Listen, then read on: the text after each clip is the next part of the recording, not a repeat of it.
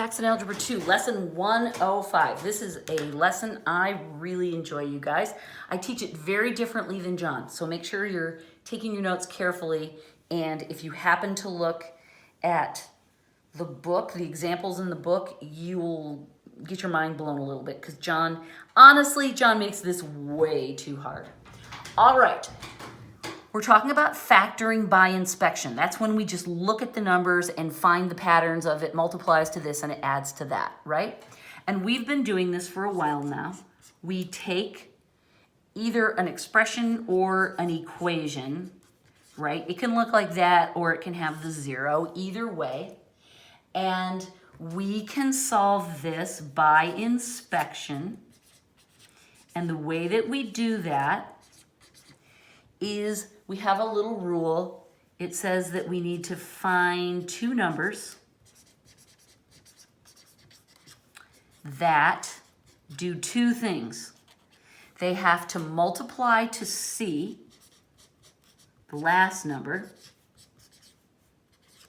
and they have to add to B, this middle number, right? We've been doing this for a long time.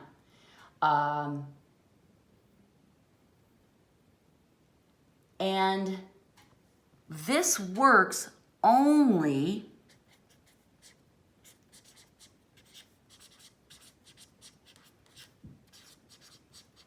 when A is equal to 1. In other words, when we don't have a number on the front end. It has to be just a plain x squared, right? There's an invisible 1 there. That's why we say it's equal to 1. But we don't pay any attention to that 1. We don't even bother writing it down, right? This looking by inspection works only when we can ignore that front number. Now, if there's a number there, we have found some other ways to deal with it, right?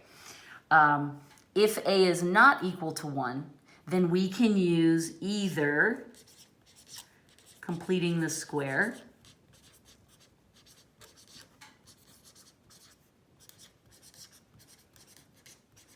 or we can use the man-eater.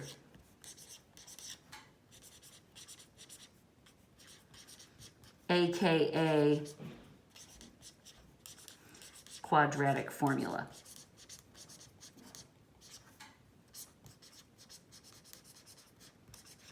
All right. These two both work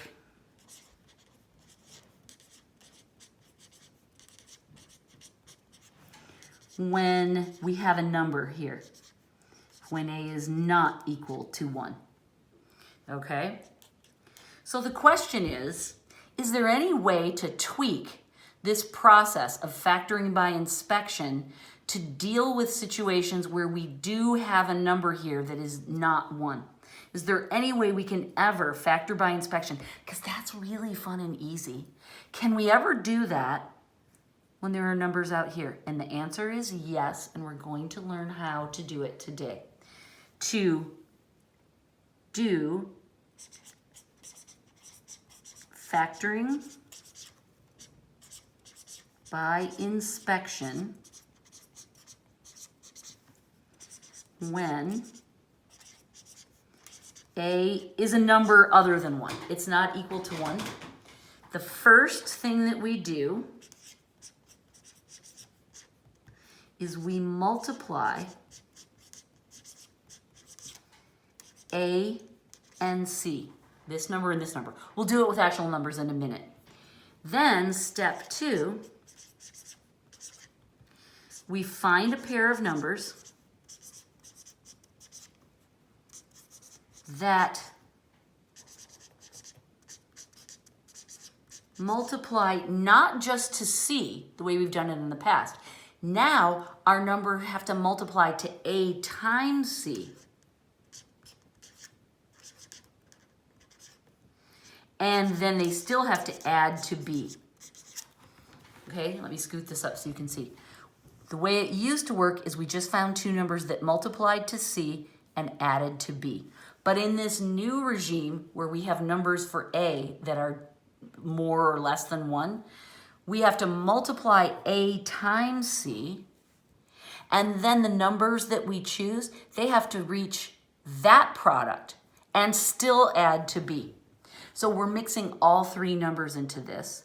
And then once we do that, let me show you with numbers before. There's more steps, but I want to show you that much before I blow your mind some more.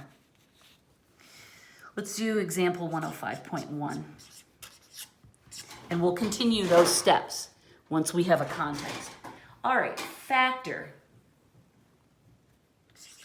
6x squared plus x minus 2. Okay, so this is just an expression. We don't have the equal sign. Remember that we call ax squared plus bx plus c, right? So you can remember which one's a and which one's b and which one's c. So step 1, we multiply a times c. A times c equals, in this case, 6 times minus 2, so it equals negative 12. Step 2, find two numbers, right?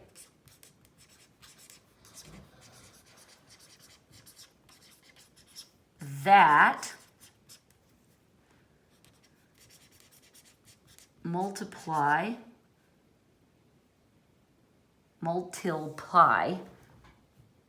squiggle out the L, multiply to a times c and add to b. All right, let's figure out what that would be. B, let's see, a times c equals negative 12 and b equals 1. It's invisible. Okay, so what I'm thinking is that 3 and 4 would be really great because the difference between 3 and 4 is 1. We would have to make one positive and one negative. We want the total to be positive, so we better make it positive 4, negative 3, right? Those are our two numbers. Now, before we would just write it as an art project. This time it's a little bit longer. Step 3.